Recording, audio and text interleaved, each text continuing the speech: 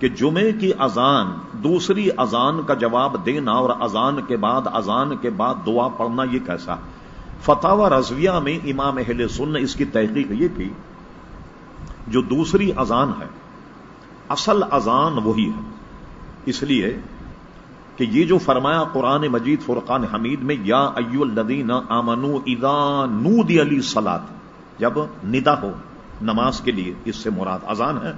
تو یہ اذان جو ہے وہ اس وقت ہوتی حضور علیہ السلام منبر پر جلوہ گر ہوتے اور مسجد کے دروازے کے باہر حضرت بلال اذان کہتے، یہ اذان۔ اچھا، اس اذان میں اذان کے کلمات کہنا،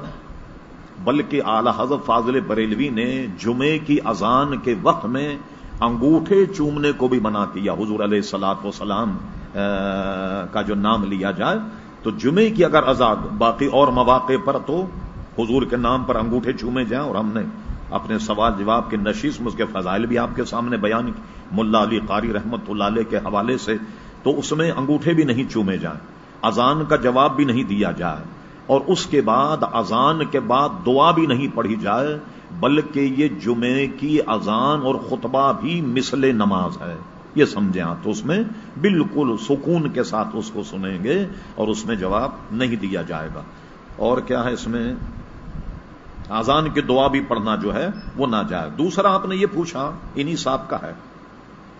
سورہ فاتحہ کے بعد بلند آواز آمین کہنا کیسا ہے؟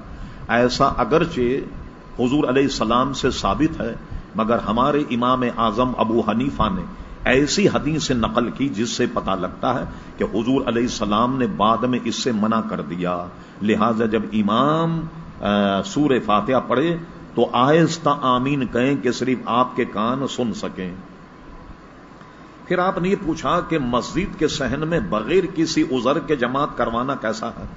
دیکھیے، ایک تو ہوتا ہے ایریا مسجد کا، داخل مسجد، اور ایک ہوتا ہے فناء مسجد، جو مسجد کی باؤنڈری میں تو ہے وہ اس اعتبار سے مسجد، لیکن فناء مسجد جو نماز پڑھنے والی جگہ ہے اس سے خارج، جیسے ہمارے یہاں باہر کا یہ جگہ ہے، یہ مسجد نہیں۔ اگر کوئی ہماری مسجد میں اعتکاف کرے اور باہر بغیر ضرورت کے اگر جائے تو ہم یہ کہیں گے کہ اس کا اعتکاف ٹوٹ گیا، باہر کا جو ہے فناء مسجد۔ تو اب نماز ہو رہی ہے تو نماز بجماعت میں، یہ نماز جماعت کتنی دور تک چلا جائے، متصل اگر صفیں ہوں تو جماعت کا ثواب بھی ملے گا اور نماز کا ثواب بھی ملے گا۔ اب مثلا گرمی ہے تو آپ سوچیں کہ چلو مسجد بجائے صحن میں نماز پڑھ لی جائے، تو یہ مسجد میں نماز پڑھنے کے مترادف نہیں ہوگا، یہ مسجد کے باہر ہوگا، جو جگہ فناء مسجد ہے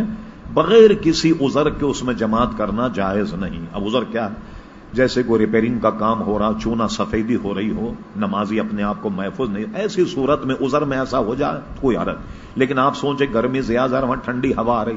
وہاں چلے جائیں تو یہ بھی غلط ہے۔ بلکہ ہمارے یہاں کئی لوگوں نے بتایا، میمن مسجد میں تراویح میں اندر شاید گرمی ہو تو بالکل بعض لوگوں نے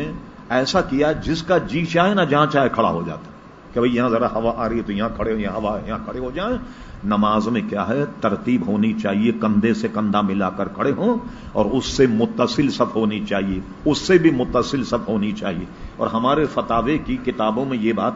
کہ اگر صفوں میں اتنا خلا ہو،